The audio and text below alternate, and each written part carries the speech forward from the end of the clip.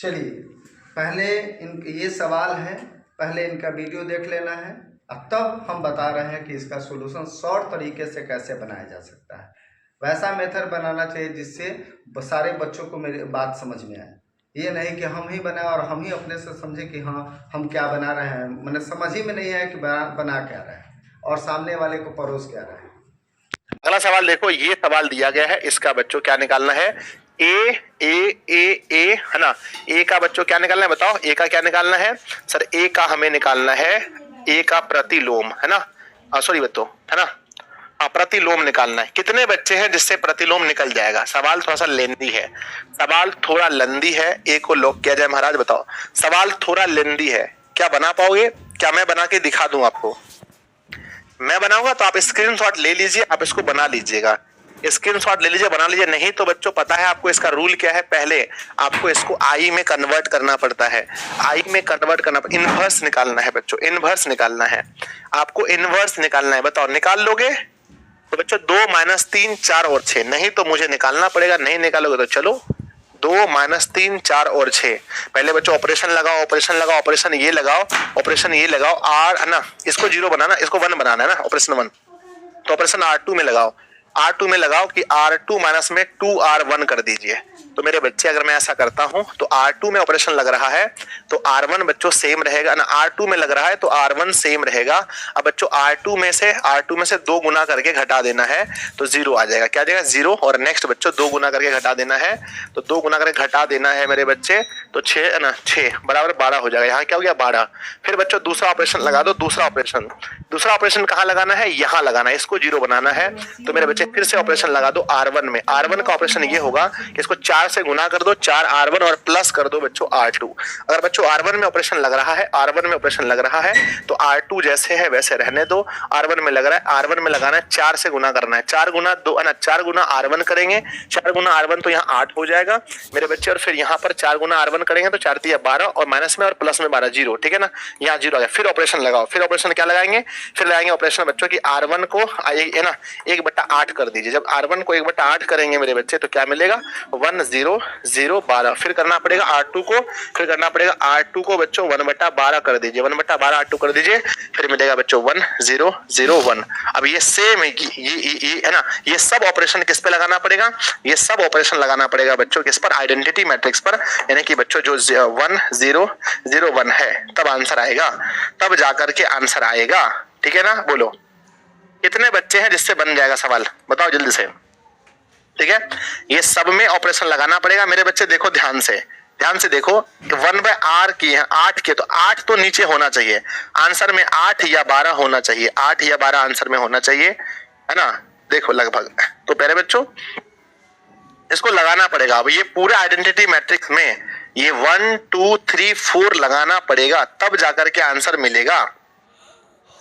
ठीक है बच्चों, चलो अब अगर आप नहीं लगाओगे तो मैं लगा देता हूं, नहीं लगाओगे तो चलो मैं लगा देता हूं। पहला लगाना पड़ेगा कि R2 में से 2R1 बच्चों, R2 में से, ठीक है ना, R2 में से घटाना है, R2 में से घटाना है, R2 में से घटाना है 2R1। ठीक है ना, R2 में से घटाना है तो मेरे बच्चे R2 में से घटाना है तो R1 को रहने दो, R2 में से घटाना है तो 0 में से घटाएंगे तो ये -2 हो जाएगा, और यहाँ बच्चों 1 में से अब घटाएंगे तो कुछ नहीं, 1 हो जाएगा। फिर लगाना है बच्चों क्या कि 4 है ना, R1 में लगाना है कि 4R1 करके R2 जोड़ना है। तो मेरे बच्चे R2 जोड़ना है तो R2 जैसे है वैसे रहने दो, -2 1, और इसको 4 से गुना करके जोड़ना है तो 4 गुना 1, तो बच्चों 4 हो गया, 4 गुना 1 4 हो गया, 4 में से है ना 4R1 करके R2 जोड़ना है, 4 हो गया, और R2 जोड़ेंगे तो बच्चों माइनस, तो यहाँ 2 बचेगा। फिर देखो इसमें से भी 4 करना है, R2 जोड़ना है, R2 जोड़ना है तो 1, तो 1 का वहां पर 1 ही रह जाएगा। फिर बच्चों इस पे लगाना है क्या? फिर इसको 1/8 करना है, 1/8 करेंगे बच्चों तो यहाँ पर क्या आएगा? यहाँ आएगा 1/4, यहाँ 1/-4, यहाँ पर 1/8 है ना, 1/4 ध्यान देना, 1/4 1/-4 और 1/8 और 1/, कहां लगाना था? अच्छा 1/8 खाली R1 को, सिर्फ R1 को, है ना, सिर्फ R1 को बच्चों, R1 को 1/8 करना है, R1 को 1/8 करना है, R1 को, तो ये हो जाएगा 1/4 और ये हो जाएगा 1/8। तो बच्चों हो जाएगा 1/4 1/8। सर बकवास है, बात तो सही है, पर नहीं बनाएंगे तो आप बोलोगे सर नहीं बनाए। और फिर बच्चों R2 को क्या करना है, R2 को करना है 1/12। 1/12 कर देना, 1/12 कर दीजिए, 1/12 कर देंगे बच्चों, 1/12 कर देंगे तो 1/4 1/8 1/12 करेंगे तो बच्चों -1/6 होगा और यहाँ पर 1/12 हो जाएगा। ठीक है, जल्दी बताओ। ठीक है मेरे बच्चे, आंसर देखो, आंसर आ गया, आंसर आ गया भाई साहब। ये क्वेश्चन ऑब्जेक्टिव पूछा जाता है, अब हम क्या करें, पूछ गया तो नहीं पूछना था पर पूछा गया है। आंसर मिला लीजिए, आंसर मैच कर लीजिए सब लोग। आंसर बच्चों 1/4 1/8 -1/6 और 1/12 बच्चों, ये क्वेश्चन पूछा गया है। 1/4 1/8 -1/6 1/4 1/8, ये देखो ऑप्शन भी आ गया। सवाल सर 2 नंबर में होना चाहिए, ऑब्जेक्टिव में दे दिया। हाँ होना चाहिए 2 नंबर में, मैं तो कहता हूं कि होना चाहिए बच्चों, है ना। आगे बढ़ते हैं, नेक्स्ट सवाल नंबर 6। होना नहीं चाहिए मुझे पता है, सवाल नंबर 6 पर आइए। सवाल नंबर 6 पर ये बराबर दिया है ये वाला 2 - 3 4 6 और ए इनवर्स कमांड। कभी भी ए दिया हो और ए इनवर्स निकालना हो तो आंख बंद करके पहले आप डिटर्मिनेंट ऑफ ए निकालिए।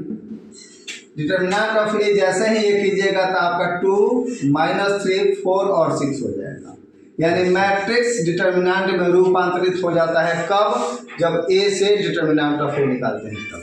डिटर्मिनेंट का रूल कहता है ऊपर से नीचे मल्टीप्लाई करेंगे, यानी 2 × 6 माइनस नियम है, अब 4 × -3, यानी ऊपर से नीचे मल्टीप्लाई या माइनस नीचे से ऊपर। 2 × 6 = 12 माइनस माइनस प्लस 4 × 3 = 12 24 हो गया।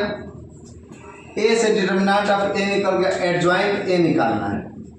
एडजॉइंट ए का रूल कहता है कि 2 का एडजॉइंट पूछेंगे तो कोना पर वाला होगा, यानी 2 का पूछेंगे तो 6 बोलना है, -3 का पूछेंगे तो 4 बोलना है, 4 का पूछेंगे तो -3 बोलना है और 6 का पूछेंगे तो 2 बोलना है। जिसका पूछेंगे उसके सामने वाला कॉर्नर पे वाला हो जाएगा। तो 2 का क्या होगा तो 6 होगा, -3 का क्या होगा तो 4 होगा, 4 का क्या होगा तो -3 होगा, 6 का क्या होगा तो 2 होगा।